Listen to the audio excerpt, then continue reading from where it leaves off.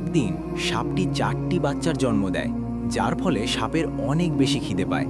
এদিকে কবুতরটি তার বাসায় ঘুমিয়েছিল। সাপটি খিদের জ্বালায় গাছে চড়ে বসে এবং কবুতরটিকে খেয়ে ফেলে।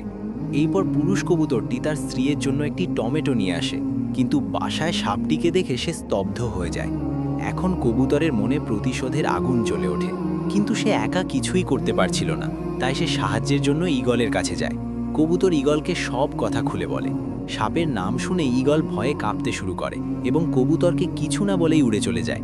কবুতর কিছুই বুঝতে পারছিল না। সে তার শেষ আশা নিয়ে বনের রাজা বাঘের কাছে যায়। বনের রাজা বাঘ কবুতরের কথা শুনে তার পরিবার নিয়ে চিরতরে বন ছেড়ে পালিয়ে যায়।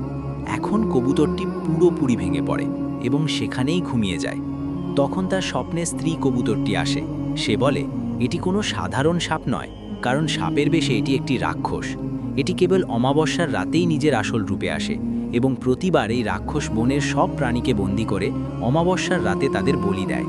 অমাবস্যার রাতেই রাক্ষসকে তার আসল রূপে মারা সম্ভব।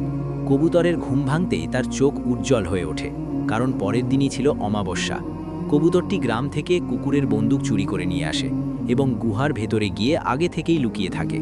এদিকে রাক্ষসটি অনেক পশু পাখিকে বলি দেওয়ার জন্য গুহায় নিয়ে আসে। কবুতর এক মুহূর্ত সময় নষ্ট না করে বন্দুকের 6টি গুলিই রাক্ষসের গায়ে চালিয়ে দেয়।